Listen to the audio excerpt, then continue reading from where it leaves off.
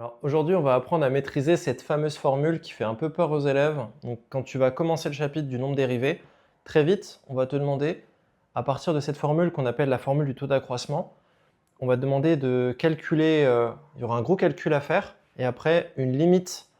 Et une fois qu'on a calculé la limite, on va obtenir une constante, et cette constante sera ta dérivée.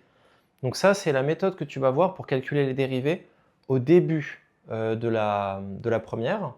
Et après, on verra des formules dans le deuxième chapitre des dérivées qui seront beaucoup plus rapides. Mais pour le moment, il n'y a pas le choix, on est obligé de faire ça. Alors, c'est parti.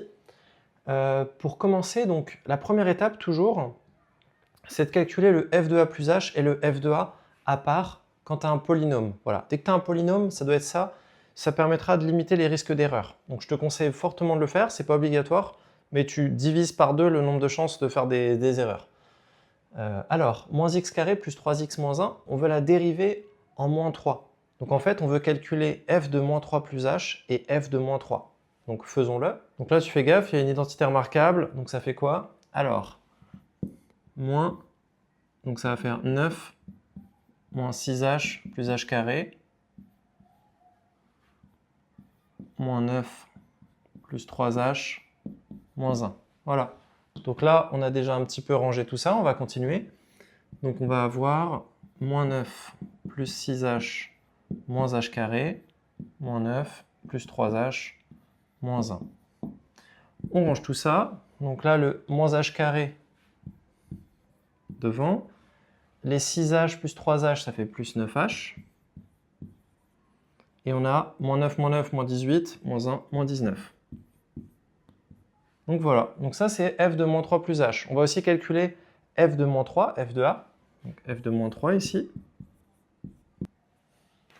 Voilà, donc moins 3 au carré plus 3 fois moins 3, moins 1. Donc ça va nous faire donc, moins 9, moins 1, donc ce qui nous fait moins 19. Voilà, on a moins 19. Donc ça, c'est le critère phare que je dis toujours à mes élèves pour être quasiment sûr que vous n'avez pas fait d'erreur, c'est que vous êtes censé avoir la même constante ici et ici. Vous allez comprendre pourquoi, parce qu'en fait, les deux vont s'annuler quand on va appliquer la formule. Vu qu'il y a un moins, le moins 19, ils vont s'annuler mutuellement. Et donc ça va permettre d'arriver à faire le calcul jusqu'au bout. Alors c'est parti, maintenant on va calculer ça. Donc ce truc-là, ça s'appelle le taux d'accroissement. Et on va l'écrire avec un petit taux minuscule, la lettre grecque. Donc taux minuscule. Donc, le taux d'accroissement de h, ou le taux de variation, on dit aussi, ça sera égal à f de moins 3 plus h plus f de moins 3 sur h. Et donc là, tu vas comprendre rapidement pourquoi on a fait ça, c'est qu'on peut directement remplacer. Comme ça, on n'a pas une fraction moche où tout est un peu en bazar. Pardon, petite erreur d'inattention. Donc voilà, ça sera pas, tout va pas être moche, donc ça va être beaucoup plus simple. Donc taux d'accroissement de h, ça va faire quoi? Donc ça va nous faire moins h carré plus 9h moins 19, moins 19 plus 19. Les 19 s'annulent sur h. Donc là, c'est top parce que on voit qu'il n'y a plus de constantes. Les constantes, elles sautent.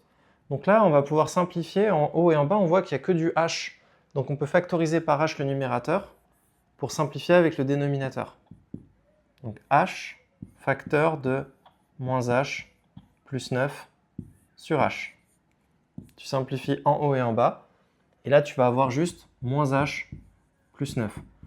Donc ça, c'est ton critère. Dès que tu fais des taux d'accroissement, des taux de variation, toujours, il faut que le h disparaisse. Alors pourquoi il faut que le h disparaisse?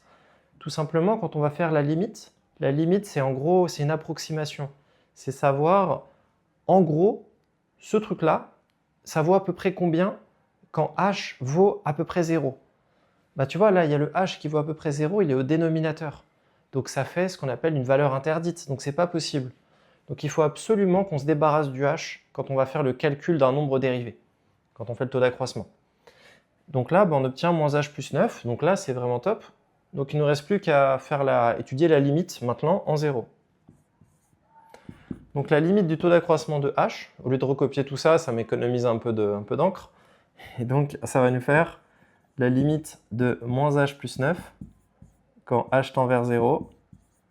Et là l'idée en fait de la limite c'est En gros, c'est pour éviter d'écrire des à peu près égales. Là, pour le moment, on les verra un peu plus en terminale. Pour le moment, juste dis-toi que c'est un ordre de grandeur.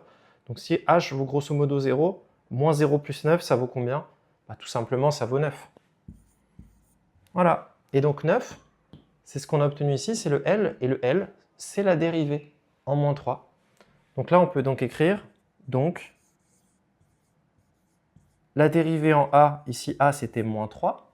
On l'avait écrit tout à l'heure. F' de moins 3 égale 9. Donc le prime, c'est juste pour dire la dérivée. Donc la dérivée en moins 3 vaut 9.